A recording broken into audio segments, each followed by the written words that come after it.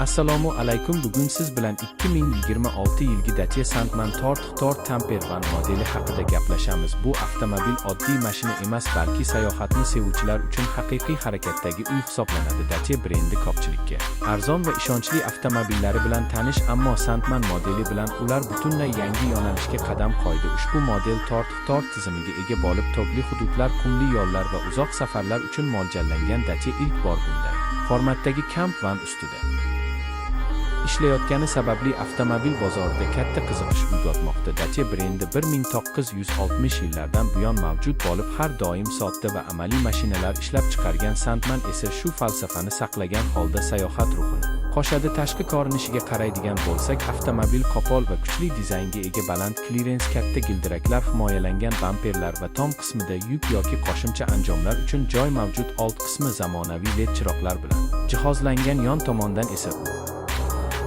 haqiqiy off-road mashinaga o'xshaydi. Ichki salon esa maksimal darajada amaliy qilib yaratilgan. Bu yerda buklanadigan yotoq joy, kichik oshxona moduli, suv idishi saqlash qutilari va qulay o'rindiqlar mavjud. Multimedia tizimi zamonaviy bo'lib, sensor ekran, navigatsiya, Android Auto va Apple CarPlay funksiyalarini qo'llab-quvvatlaydi. Bu mashinani o'xshash modellarga solishtirsak, masalan, Volkswagen Caddy, Tamper, Ford Transit, Tuston Mugget yoki Suzuki Jimny bilan taqqoslash mumkin, ammo Dacia Sandman ularning aksariyatidan ancha arzon narx bilan ajralib turadi. Shu bilan birga Torq tizimi uni ko'plab raqobatchilardan ustun qiladi. Dvigatel qismiga to'xtalsak, 2026 yilgi Sandman asosan 5 litrli dizel turbo dvigatel bilan taklif qilinishi kutilmoqda. Uning quvvati taxminan 115 ot kuchi bo'lib, yoqilg'i sarfi tejamkor benzinli variant ham bo'lishi mumkin. Avtomobil mexanik yoki avtomat uzatmalar qutisi bilan taqdim etiladi. To'liq bak bilan u 800-900 kilometrgacha masofa bosib o'ta oladi. Bu uzoq safarlar uchun juda qulay. Xavfsizlik tomonlama ham Sandman yetarlicha jihozlangan. ABS tepalikdan tushishda yordam beruvchi tizim, favqulodda